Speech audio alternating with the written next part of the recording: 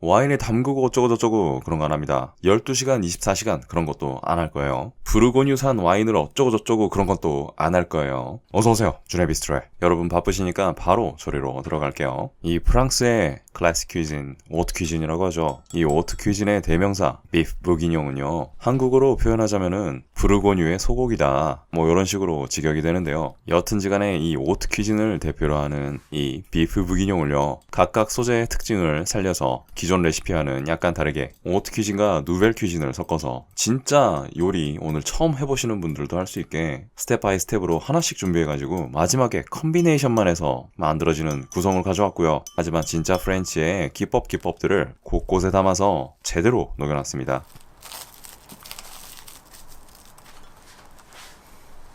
이런 타이틀들은 제가 여러분의 이해를 돕기 위해서 쉽게 설명을 할 거고요. 하시면서 프렌치 기법의 설명도 간략하게 듣고 가시면은 요리하시는데 많은 도움이 될 것 같습니다. 자, 한식을 먹다 보면은 흔히 볼 수 있는 그런 재료죠. 하지만 이 샐러리를 포함해서요, 유럽권에서는요, 굉장히 향이 강한 재료로 인식이 되고 있습니다. 지금 제가 하고 있는 거를 원래는 엄청나게 파인 찹을 해서요, 각 소재가 가지고 있는 향을 극도로 뽑아내는 그런 기법을 미르포화라고 하는데요. 오늘은 이 미르포화를 응용해서요, 각 재료가 크게 무리하지 않게 향을 뽑아낼 수 있게끔 간단한 커팅 방법을 이용할 거고요. 한 가지만 더 추가로 말씀드리면은, 이런 야채들을 아로마틱 레기움이라고 하는데요. 아로마는 향이고 레기움은 야채를 뜻하는 불어입니다. 이 아로마틱 레기움을 이용해서 채소 육수의 베이스가 되는 바디를 준비하겠다, 이렇게 이해하시면 좋을 것 같아요. 그리고 아까 말씀드렸던 이 미르포화라는 방법을 할 때는요, 엄청나게 파인 찹을 한다고 말씀을 드렸죠. 하지만 오늘은 각 소재가 맛을 뽑는 데 크게 무리가 없는 커팅 방법으로 진행을 했기 때문에 우리가 이 각 소재들을 얼마나 크게 커팅을 했느냐, 이 크기를 기준으로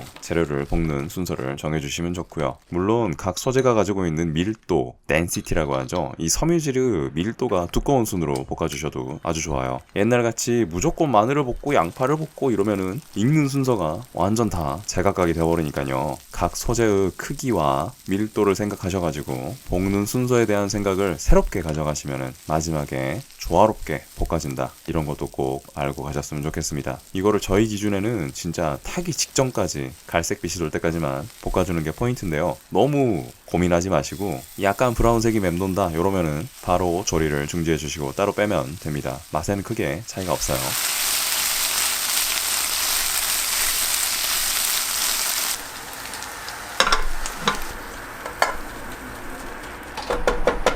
자, 그리고 오늘의 대망의 키포인트예요. 기존의 클래식 퀴진, 오트 퀴진에서는 모든 재료를 와인의 향을 집어넣고 어쩌고 저쩌고 그냥 난리를 치셨죠. 하지만 와인을 집어넣고 어쩌고 저쩌고 난리를 쳐도 결국은 조리를 끝내면은 여러분이 느끼실 수 있는 맛의 레이어는요, 와인의 약간의 산미와 포도주가 가지고 있던 묵직한 바디감, 요 정도밖에 남질 않아요. 포도향이 남아있는데요 라고 하실 수는 있는데, 오늘 만드는 이 비프 부기뇽은요, 밀포화부터 무케가르니부터 시어링을 한 고기까지 때려 넣어서 집어넣고 어쩌고저쩌고 하는데, 와인의 특유의, 제가 절대 미각이 아니라서 거기까지는 잘 모르겠습니다. 그래서 많은 요리 연구가분들이 입을 모아서 야, 이럴 거면 우리 그냥 포인트만 가져가자, 이런 유행이 한때 활발하게 일어났었죠. 하지만 지나치게 간결하고 소재의 빠른 것들만 중시하는 이 누벨 퀴진을 넘어서서 오트 퀴진과 누벨 퀴진을 섞어서 모던 퀴진, 이런 방식이 또 대두가 되고 있죠. 여튼지간에 이 와인을 그렇게 담가 놓을 필요가 있냐. 사실 한국의 갈비찜이나 제육볶음, 불고기 같은 경우도요, 너무 오랜 시간 양념에 담궈버리면은 양념의 소금기가 고기에 스며들면서 고기 육즙을 다 뽑아내버리죠.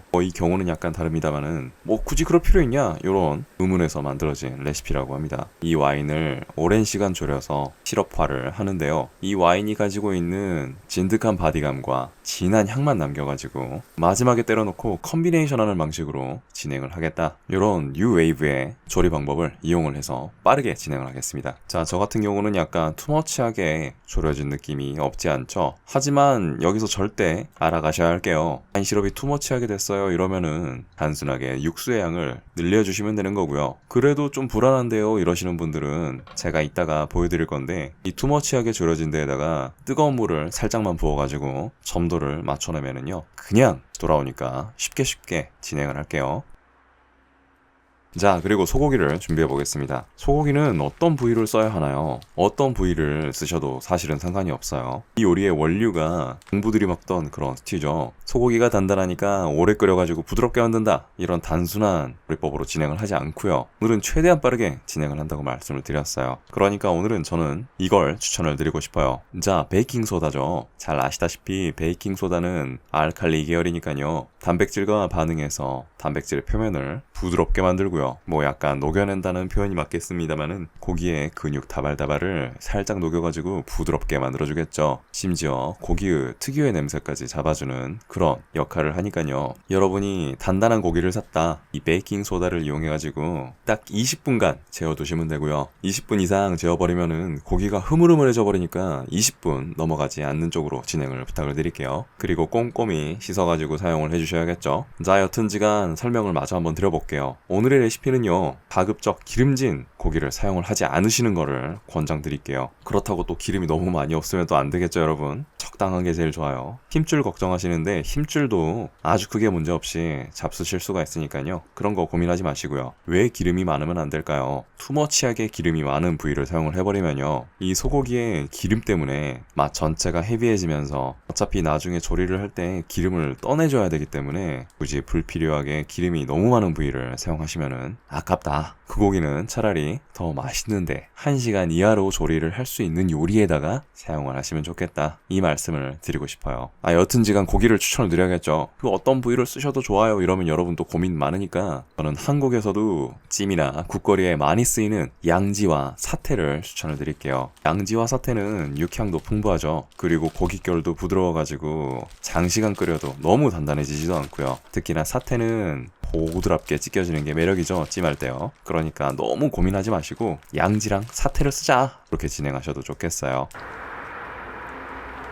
물기를 깨끗이 닦죠. 이거는 여러분이 너무 피곤하시겠지만 한 번만 설명할게요. 마이야르 리액션이라고 단백질이 갈색이 변하면서 되는 그 특유의 맛이 나오는 화학 반응이 있죠. 우리 고등어 구울 때도 똑같고 커피 볶을 때도 똑같고 다 이 마이야르 반응이죠. 이렇게 고소하게 갈색을 만들려면은 수분이 가급적 없어야 되는 게 가장 1번 조건이고요. 그렇기 때문에 물기를 쪽 짜주고 저같이 이렇게 밀가루로 꼼꼼하게 남은 물기까지 제거를 해주고요. 오늘은 저는 중력분을 썼는데 소맥분도 상관이 없어요. 여튼지간에 이 밀가루를 쓰는데도 이유가 있습니다. 한 가지는 스튜에 농도 맞추는 거는 대충 다 아시죠, 여러분? 하지만 또 한 가지, 소고기에 남은 수분들을 싸그리 제거를 해주면서요, 마이야르 리액션을 쭉쭉 뽑아내주는데 그 두 번째 이유가 있거니와 또 한 가지, 바로 조리하시는 거 볼게요.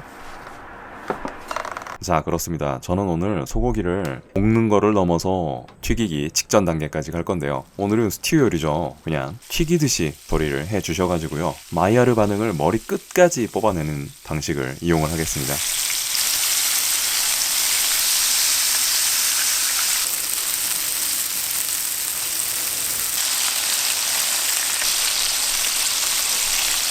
자, 채수 육수가 되는 베이스를 밑에 깔고요, 거의 튀기듯 볶아준 소고기를 위에 얹고요, 소고기 육수 집어넣겠습니다. 아까 자막으로 설명을 드렸지만 원래는 퐁두보라고 하는 육수를 쓰시는 게 FM이에요. 퐁두보는 송아지 육수죠. 송아지 목뼈, 돼지 앞다리, 소 힘줄 이런 거 오늘은 힘드니까 그냥 갈게요. 자, 그리고 제가 투머치하게 졸여냈던 와인을 물 넣고 섞었어요. 어때요? 점도 그럴싸하죠? 자, 그리고 부케가르니에요. 이 부케가르니는 향신료 따발이죠. 대파에다가 월계수 넣고 어쩌고 넣고 저쩌고 넣고 각 셰프님들의 특유의 레시피도 있고요. 어떤 요리를 진행하느냐에 따라서 적합한 향신료 베이스가 있겠죠. 오늘은 정향 어쩌고 저쩌고 되게 많은데요, 월계수, 타임, 후추 정도로만 진행을 할게요. 여러분 집에 있는 이런저런 허브류 쓰셔도 상관이 없으니까요, 다양한 방식으로 시도를 해보시고요. 굳이 시키는 대로 하지 마시고 여러분의 요리의 세계를 탐험하는 방식으로 이게 무방합니다 라는 말씀을 드리고 싶어요. 자, 그리고 토핑으로 쓸 가니쉬를 준비를 할 건데요, 사이드 요리의 개념으로 생각하시는 분들이 되게 많은데 토핑으로 쓸 때도 가니쉬라는 명칭을 쓰니까요, 메인 요리에 곁들여지거나 함께한 소재나 요리를 부른다, 이렇게 이해하시면 될 거예요. 오늘은 베이비 캐럿과 양송이를 오소독스한 방법으로 사용을 할 건데요. 파인다이닝에서는 삶아내시는 곳도 있어요. 하지만 오늘은 저는 브레이즈, 브이에를 할 건데요. 아까 맨 처음 만들었던 퐁두부 육수를요, 이렇게 달달 볶아낸 애들 위에 한 국자 정도 부어주고 뚜껑을 덮고 스티밍을 하는 방법인데요. 이 각 재료들의 간도 배고요, 퐁두부 육수의 향도 배서 일석이조의 조리법이라고 할 수 있어요. 여튼지 간에 프렌치에는 브레이즈라는 기법도 있다, 알고 가시면 좋겠습니다.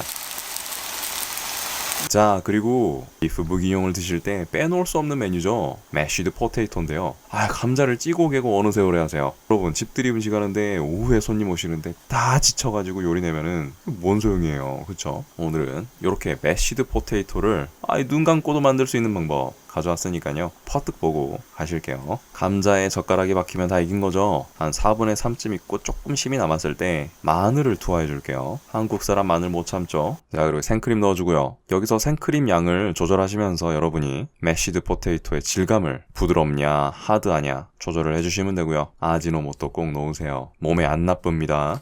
소금 간 적절히 하는 것도 잊지 마시고요. 중간중간 드셔보시면서 소금 간 체크해 주시고, 어이씨 너무 맛있는데? 이럴 때 끝내주시면 됩니다. 생각보다 감자 덩어리가 남는 경우도 있으니까 꼼꼼하게 해주시는 거 잊지 마시고요. 저는 약간 되직하게 했는데 생크림 더 넣고 보드랍게 진행해 주시면 됩니다. 너무 쉽죠? 많이 해드세요.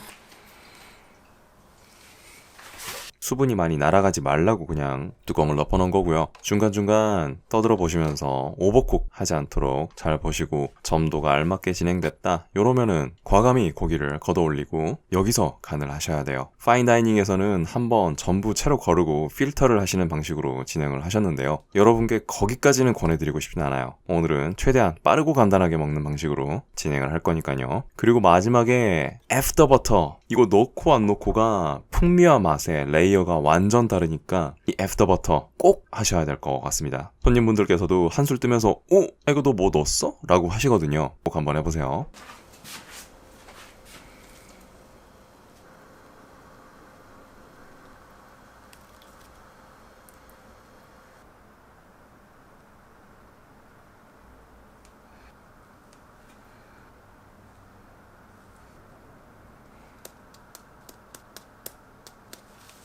잘 먹겠습니다. 이거 뭐 거스를 수 없는 맛이라고 제가 말씀을 드리고 싶네요. 그냥 해체돼요. 자, 일단 먼저 고기를 보여드려야 될 것 같아요. 보이시죠? 엄청난 거. 그냥 입에 살살 녹을 것 같죠? 넣어보겠습니다. 머리가 띵해지는 맛이에요.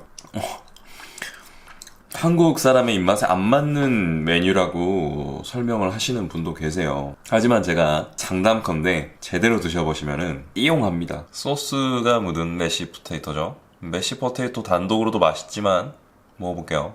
여러분, 행복이라는 게 멀리 안 가셔도 됩니다. 고기하고 고기 찢어지는 거 보이시죠?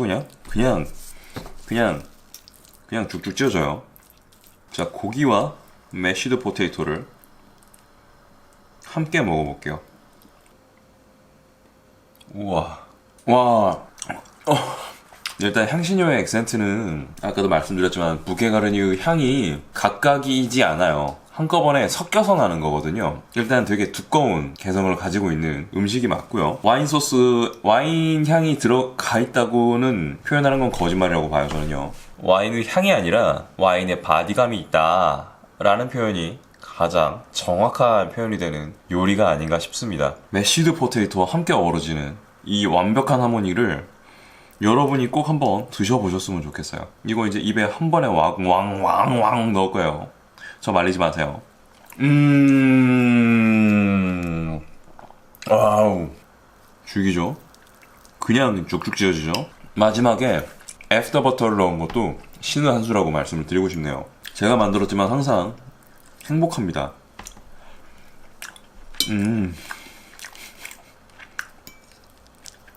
머리가 곤두서는 맛이에요. 진짜로. 거짓말 아닙니다. 이 매쉬드 포테이토는 꼭 한번 해 드셔보셔야 돼요.